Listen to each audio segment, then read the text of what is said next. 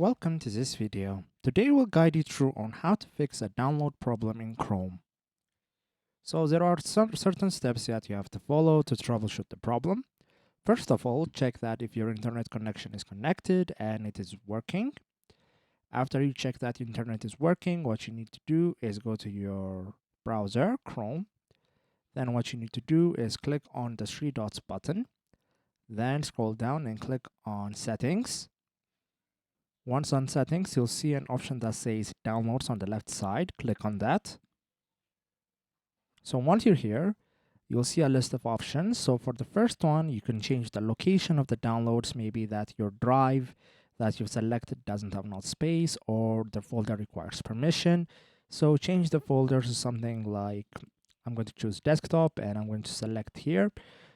So these are the two troubleshooting methods to fix download problem in Chrome. If this was helpful, please consider subscribing and leaving us a like. It really helps us out. See you next time.